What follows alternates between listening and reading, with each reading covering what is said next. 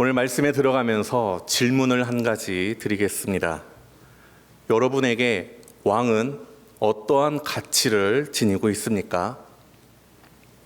사실 우리는 왕이 다스리는 시대를 살아가고 있지는 않습니다. 그래서 왕이라 하면 우리가 영화나 드라마를 통해서 보았던 사극을 통해서 느꼈던 역사 속에 존재하는 왕, 또는 성경에 나타나는 왕들이 전부이기 때문에 왕을 섬긴다는 것이 우리에게 어느 정도인지는 체감이 되지는 않습니다. 그래서 우리는 하나님을 왕이시다라고 말을 하지만 우리가 마땅히 경배해야 할 하나님을 때로는 쉽고 때로는 가볍게 생각하고 있는지 아는지도 모르겠습니다. 그럼 다시 한번 질문을 드려보겠습니다.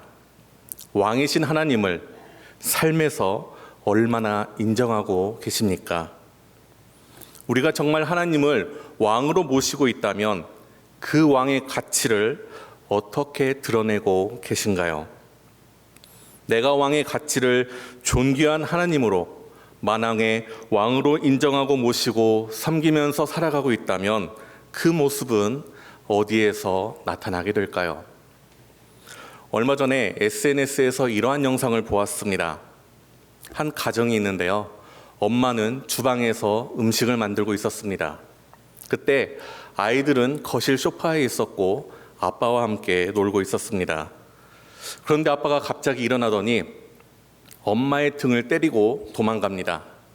그 모습을 보았던 4살, 5살 되는 남매가 똑같이 엄마 등을 때리고 도망가는 것입니다. 이번에는 아빠가 엄마 뒤에 가서 등 뒤에서 안아주고 도망을 갔습니다. 그랬더니 아이들이 똑같이 따라하는 것입니다. 그래서 이번엔 아빠가 엄마 볼에 뽀뽀를 하고 도망갔습니다. 아이들은 어떠했을까요? 아이들이 똑같이 아빠의 모습을 그대로 따라하며 엄마에게 뽀뽀를 하고 도망갔습니다. 상상만 해도 참 행복한 가정의 모습 같지요. 오늘 설교를 준비하면서 이 영상이 머릿속에 떠올랐습니다. 오늘 말씀의 주제는 지난 여름에 중고등부 여름 수련회 주제와 같은데요. 저는 이번에 수련회를 통하여서 참 많은 도전을 받았습니다. 제가 왕이신 하나님에게 어떠한 마음으로 예배하면서 살아가고 있는지, 왕이신 하나님의 가치를 나는 어떻게 드러내면서 살아가고 있는지를 돌아보게 되었습니다. 우리가 하나님을 섬긴다는 것, 내가 하나님을 섬긴다는 것, 누구의 기준에서 나는 하나님을 섬기고 있는지, 내 생활과 내 시간과 내 삶의 여유를 다 누리고 시간이 남으니 모처럼 교회를 가볼까 하는 마음으로 예배를 드리고 있다면 내가 하나님을, 왕으로서의 가치를 그만큼만 인정하고 있다는 것입니다. 그래서 저는 수련회를 다녀오면서 저하고 우리 교사들이 앞으로 해야 할 것은 이거다라는 생각이 들더라고요.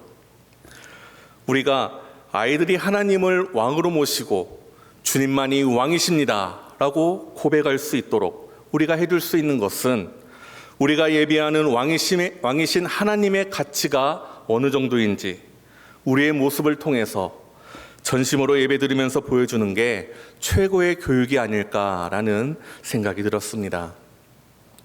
오늘 밤 만왕의 왕이신 하나님을 나는 어떻게 섬기고 있었는지 오늘 말씀 앞에 나를 비춰보면서 우리 모두가 주님만이 왕이십니다 라고 진심으로 고백하는 시간이 되기를 주님의 이름으로 축원합니다. 출애굽 이후에 가나안 땅에 정착한 이스라엘 백성들은 200년 동안 사사시대를 보냈습니다. 하나님은 때에 따라서 사사를 세우셨고 그들로 하여금 이스라엘을 다스릴 수 있도록 하셨습니다. 사사들은 백성들 사이에서 일어나는 일들의 옳고 그름을 판단하는 재판장의 역할을 하기도 했고 또 동시에 이방 민족들의 손에서 백성들을 지키는 군사 지도자의 역할을 하기도 했습니다. 그런데 이 사사시대의 막바지에 이르러서 이스라엘 백성들은 지금까지 경험했던 것보다 훨씬 큰 아주 위기를 맞이하게 됩니다. 그것은 바로 블레셋이라는 강력한 이방 민족의 위협이 있었습니다.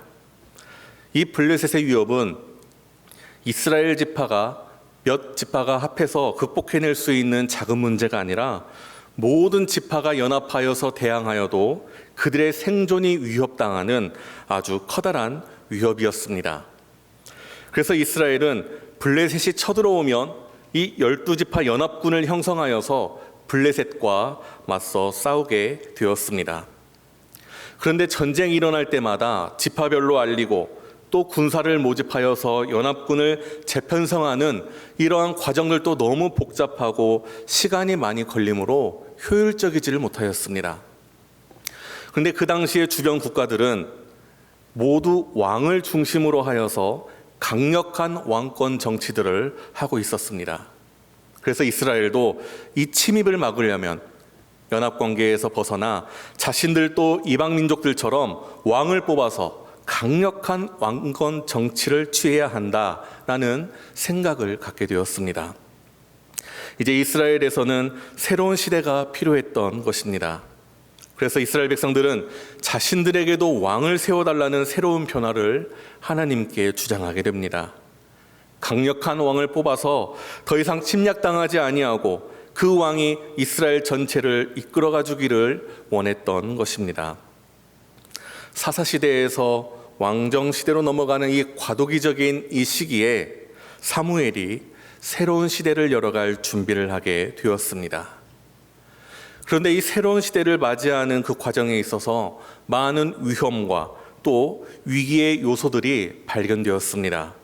그것은 하나님의 생각과 또 하나님의 뜻 가운데 새로운 시대를 향하여서 가는 것이 아니라 인간의 뜻과 생각 아래 그들의 필요에 의해서 이 일이 진행되고 있다라는 것입니다. 오늘 본문은 이스라엘 백성들이 왕을 요구하게 된 구체적인 배경에 대해서 이야기하고 있습니다. 우리가 읽은 본문 앞절 1절로 2절에 보면 이렇게 말합니다. 사무엘은 이제 늙었고 그의 두 아들 요엘과 아비야를 사사로 삼고 이스라엘을 다스리게 합니다. 그런데 그 두 아들의 상태가 어떠합니까? 오늘 3절에 이렇게 말하고 있습니다. 3절을 제가 읽어드립니다. 그의 아들들이 자기 아버지의 행위를 따르지 아니하고 이익을 따라 뇌물을 받고 판결을 굽게 하니라. 마치 대제사장 엘리의 집안과도 같습니다. 그런데 어떻게 하나님의 사람 사무엘의 두 아들마저도 이와 같은 지경인지 의아합니다. 추정해 볼 수밖에 없지만 사사는 때에 따라서 하나님의 부르심으로 세우심을 입습니다. 그런데 사무엘은 오늘 자신의 두 아들을 이스라엘 사사로 세웁니다. 하지만 성경에는 하나님이 그 아들들을 사사로 부르셨다는 기록이 없습니다. 그래서 이것은 사무엘이 두 아들로 하여금 늙은 자신을 돕도록 보조 사사로 삼았다는 뜻으로 생각해 볼 수 있습니다. 결국 하나님의 부르심으로 세워지지 않은 이 두 아들들은 사사로서의 사명이 없으니 자신들의 지위를 남용하여서 탐욕에 빠져 살아갔습니다. 백성들이 바라보면 어떻겠습니까? 사무엘은 점점 늙어가며 쇠약해지고 그 아들들은 탐욕에 빠져 있습니다. 그러니 앞으로 이스라엘 민족을 이끌 올바른 지도자의 부재에 대해서 불안함을 느끼기 시작한 것입니다. 그래서 이스라엘 백성들은 사무엘에게 왕을 세워달라고 요구합니다. 5절 말씀을 우리 다시 한번 함께 읽도록 하겠습니다. 그에게 이르되 보소서 당신은 늙고 당신의 아들들은 당신의 행위를 따르지 아니하니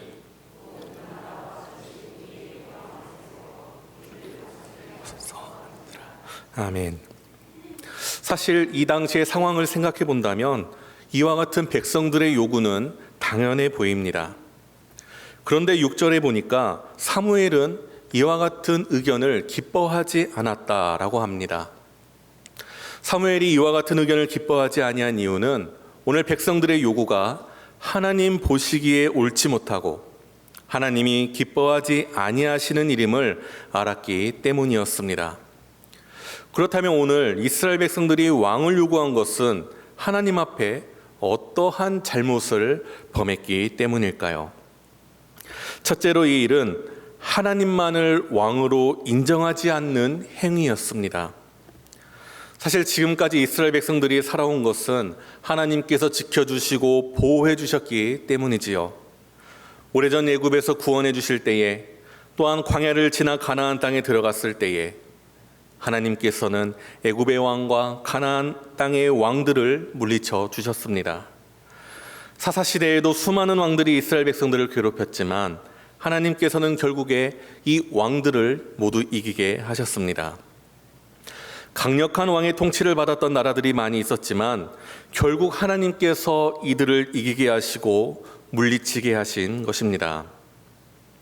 우리가 성경을 보면 역사적으로 이것을 돌아봤을 때 이스라엘 백성들이 이방 나라에 의해서 괴롭힘을 당하고 고난을 당했던 것은 적들이 강하고 이스라엘 백성들이 약했기 때문이 아니라 이스라엘 백성들이 하나님 앞에 불순종하였기 때문입니다. 자신들에게 강력한 왕이 없었기 때문에 위기를 경험하고 고난을 경험했던 것이 아니라 하나님을 의지하지 않았고 하나님과 멀어지는 죄를 저질렀기 때문에 위기와 고난을 만났던 것입니다. 그런데 이러한 지나온 역사적인 사실들은 외면한 채 자신들에게는 자신들을 지켜줄 인간의 왕이 필요하다고 주장하고 있는 것입니다. 사실 그들에게는 인간의 왕보다 훨씬 더 위대하신 만왕의 왕 되시는 하나님이 계시는데 그들의 눈에 보이지 않는 전능하신 하나님보다 눈에 보이는 인간의 왕을 원했던 것입니다. 신이신 하나님은 하나님이고 우리에게 왕은 왕대로 필요하다라는 것이지요. 막강한 왕권을 자랑하는 수많은 이방 나라들의 손에서 이스라엘 백성들을 구원하신 하나님을 그들은 외면했던 것입니다. 어찌 보면 눈에 안 보이는 하나님을 의지하는 것보다 눈에 보이는 인간의 왕을 의지하는 것이 훨씬 더 쉽고 그들에게는 유익이다라고 느꼈을지도 모릅니다.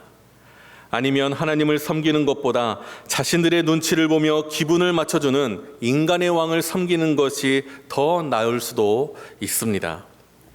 실제로 이스라엘의 초대 왕 사울이 범죄했던 가장 첫 번째 이유가 하나님이 아닌 백성들의 눈치를 보다가 그런 것 아닙니까? 블레셋과 전쟁에 나갔는데 백성들이 두려워합니다. 그래서 그 백성들의 마음을 잡고자 스스로 하나님 앞에 제사를 올리게 됩니다. 또한 아말렉과 전쟁에서도 백성들에게 잘 보이려고 가축들을 다 죽이지 않습니다. 이처럼 인간의 왕은 백성들의 여론에 대해서 민감하게 반응을 합니다.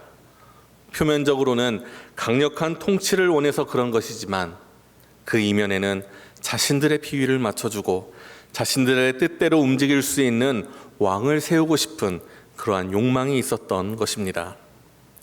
이처럼 이스라엘 백성들은 하나님만을 왕으로 인정하지를 않았습니다.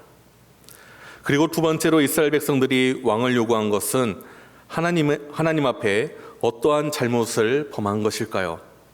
바로 이 일은 하나님을 버리는 행위였습니다. 오늘 7절 말씀을 함께 읽도록 하겠습니다. 여호와께서 사무엘에게 이르시되 백성이 내게 한 말을 다 들으라. 이는 그들이 너를 버림이 아니요 나를 버려 자기들의 왕이 되지 못하게 함이니라. 백성들이 하는 말은 사실상 우리는 더 이상 하나님의 통치를 거부합니다 라는 것이었습니다.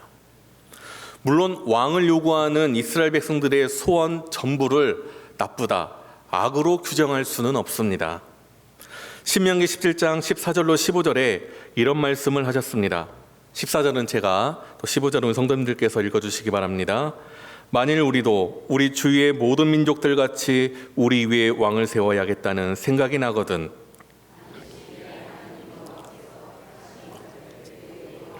세울 것이며, 하나님께서 왕정 제도를 이미 모세에 의하여서 이스라엘에게 말씀하신 적이 있었습니다. 문제는 그 모든 일들이 하나님의 때와 그 기쁘신 뜻과 방법대로 행해져야 하는데 하나님의 뜻이 아닌 인간들의 생각과 필요에 의해서 요구되고 있는 상황이기 때문입니다.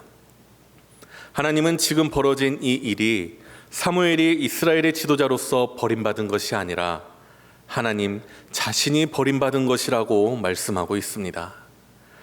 하나님은 왕을 요구하는 백성들의 마음 이면에 왕이신 하나님을 배격하고 인간을 왕으로 뽑아서 그 왕의 지도를 받고 싶어하는 백성들의 마음을 보셨습니다. 그렇지만 하나님께서는 사무엘에게 백성이 내게 한 말을 다 들으라 라고 말씀을 하시며 왕을 세울 것을 말씀합니다.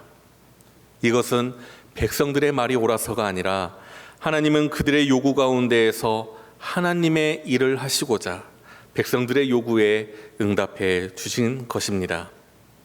그리고 하나님은 11절로 17절의 말씀을 통해서 왕을 세웠을 때에 백성들이 지어야 할 짐에 대해서 분명하게 말씀하고 있습니다. 하나님께서 먼저 지적하신 것은 왕이 백성들의 아들들을 군사로 징벌할 것이다 라는 것이었습니다. 왕이 없었을 때에는 군사가 따로 없었습니다. 전쟁 시 나팔 소리를 듣고 백성들을 소집하여서 그들을 군사로 나가도록 하였습니다. 그렇지만 왕을 세우면 필연적으로 군을 두어야 하고 또 전쟁에 대비해야 합니다. 때로는 왕이 권력을 휘두르며 횡포를 부리는 데 사용될 수도 있고 또 다른 나라를 침략하는 데 사용되어질 수도 있습니다. 또한 왕의 명령에 절대 복종하는 자들이 될 것이고 백성들도 왕의 밭에서 일을 하게 될 것입니다. 그뿐 아닙니다. 13절의 말씀처럼 왕은 백성들의 딸들을 궁중에서 각종 요리와 청소 또 시중을 드는 자가 되게 할 것입니다. 게다가 왕은 백성들의 가장 좋은 재산을 취하여서 자기 신하들에게 줄 것입니다. 또한 11조의 세금을 거두게 될 것이며 또한 종들과 양떼의 10분의 1도 가져가게 될 것입니다. 지금까지 이스라엘은 하나님을 왕으로 섬기면서 오직 하나님만을 섬기며 하나님의 종으로 살아왔습니다. 그렇지만 이제 인간의 왕을 세우게 된다면 앞에서 말한 것처럼 백성들이 져야 할 짐이 분명하다라고 하나님께서는 오늘 말씀해 주셨습니다. 그리고서 18절에 이렇게 말씀합니다. 함께 읽도록 합니다. 그날에 너희는 너희가 택한 왕으로 말미암아 부르짖되 그날에 여호와께서 너희에게 응답하지 아니하시리라 하니. 나중에 인간의 왕으로 인하여서 고통을 당할 때가 오는데 그때 하나님께서는 그들이 잘못 기도한 것에 대하여서 외면하신다라고 말씀하였습니다. 외면하신다. 정말 무서운 말씀 아닙니까? 그런데도 이미 하나님에게서 마음이 떠난 이스라엘 백성들은 이 경고의 말씀도 귀담아 듣지 못합니다. 그리고서 계속 왕을 달라고 요청을 합니다. 이렇듯 지금 벌어지고 있는 이 일은 하나님께서 기뻐하지 않으시는 일이었습니다. 결국 22절에 그들의 말을 들어 왕을 세우라 라고 하나님께서 말씀하셨습니다. 그렇다면 오늘 이 일이 하나님이 기뻐하시지 않는, 분명히 이스라엘 백성들이 잘못하는 일인데 왜 하나님께서는 그들의 기도를 응답해 주셨을까요? 그것은 하나님의 깊으신 섭리에 의해서입니다. 하나님께서는 그들의 소원이 잘못되었음을 가르쳐 주었음에도 불구하고 마음이 강팍하여 회개하지 않고 고집을 부리고 있었기 때문입니다. 아무리 이야기해도 듣지 않는 그들에게 그들이 하고 싶은 대로 원하는 대로 놔두시고 나중에 이것 때문에 그들 스스로가 고통을 경험하고 그때 우리가 하나님 앞에 잘못했구나, 하나님의 말씀이 옳았구나 라는 사실을 깨닫고 돌이키게 하기 위함이었습니다. 왕을 세움으로 그들이 고통과 시련을 당하면서 하나님이 왕으로 그들을 다스려 주심이 얼마나 행복하고 감사한 것인지를 깨닫게 하기 위해서 허용하신 것입니다. 그리고 궁극적으로 인간의 연약함과 한계를 깨닫게 하시고 인간의 왕과는 다른 영원한 평강의 왕이신 메시아 되신 예수 그리스도를 사모하도록 하기 위하여서 허용하신 것입니다. 사랑하는 성도 여러분, 우리는 기억해야 합니다. 때론 나의 뜻대로 내 소원대로 기도하였을 때에 그 기도가 응답이 되는 경우가 있고 또 되지 않는 경우가 있을 것입니다. 그때 나의 기도의 응답이 이루어졌다고 무조건 하나님의 축복으로 여길 것이 아니라 하나님의 뜻대로 기도했을 때 이루어지는 것이 축복이고, 내 욕심으로 기도했을 때에는 오히려 이루어지지 않는 것이 하나님의 응답이요 하나님의 축복임을 기억해야 합니다. 내 욕심대로 이루어지는 것이 오히려 하나님의 가장 무서운 심판이 될 수도 있다라는 사실을 우리는 기억해야 합니다. 이 일로 인하여서 이스라엘의 진정한 화평은 인간을 왕으로 세우는 것이 아니라 하나님을 영원한 왕으로 모시고 살아가는 것에 있음을 그들이 마음속 깊이 깨닫게 될 날이 올 것입니다. 저와 여러분도 마찬가지입니다. 내 자신을 스스로 왕이요 나를 내 인생의 주인으로 삼고 살았던 지난 날들을 생각해 보시기를 바랍니다. 화평하셨습니까? 그때가 평안하셨습니까? 결코 아닐 것입니다.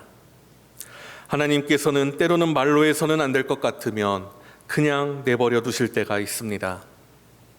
왜냐하면 오늘 이스라엘 백성들처럼 옳은 말, 바른 말을 하여도 그것이 옳다는 사실을 고난을 경험하기 전까지는 깨닫지 못하고 이해하지 못하기 때문입니다.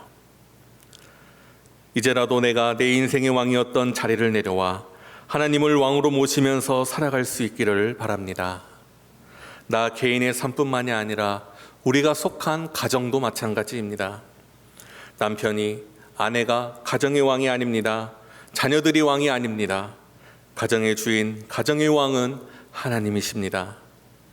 남편과 아내가 또한 자녀들이 가정의 주인이 되고 왕이 될 때에 그 가정은 고난을 당할 때 넘어질 수밖에 없습니다. 직장과 사업장도 마찬가지입니다. 직장과 사업장의 주인도 하나님이 되어야 합니다. 한 나라의 대통령을 잘못 세우면 그 나라는 위태롭습니다. 나라의 기관의 공직자를 잘못 세우면 그 기관도 휘청거립니다.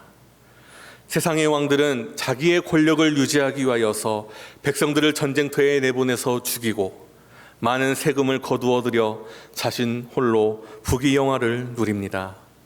그러나 영원하신 우리의 왕 예수님은 우리를 위해서 친히 하늘의 왕자를 버리고 낮고 천한 인간의 몸으로 오셨습니다. 스스로 가난해지셨습니다.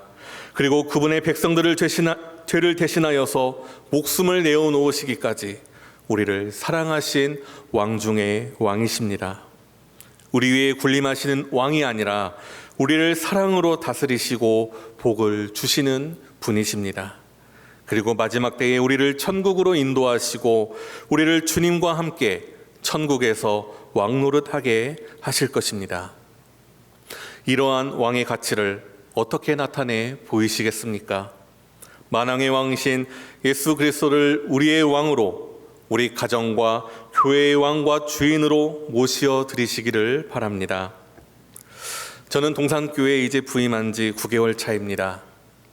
저는 아직 우리 교회의 전통과 역사의 흐름을 세세하게는 모릅니다. 하지만 하나님께서 77년이라는 세월 동안 우리 동산교회를 세워가시고 지금도 여전히 사용하고 계신다면 우리 교회는 하나님을 왕으로 모시고 섬기면서 나아가고 있다고 믿습니다. 이후로 우리 교회가 주님 오시는 날까지 귀하게 사용받기 위해서 우리가 다음 세대들에게 왕이신 하나님의 가치를 보여주어야 할 것입니다. 왕이신 하나님의 가치를 어떻게 인정하면서 또 어떻게 섬겨야 하는지를 우리가 제대로 보여줄 수 있기를 바랍니다. 정말 우리를 다스리시는 왕으로 경배하며 섬기는 모습을 보일지, 그냥 나 편할 때 예배하고 필요할 때만 찾는 모습을 보일지, 그것은 우리의 선택입니다. 오늘 말씀을 통하여서 우리 동산교회 그리고 다음 세대들 또 우리의 가정과 일터 모든 곳에서 주님만이 왕이심을 고백하며 믿음 안에 거룩한 주의 백성으로 세워져 갈 수 있기를 주님의 이름으로 축원합니다.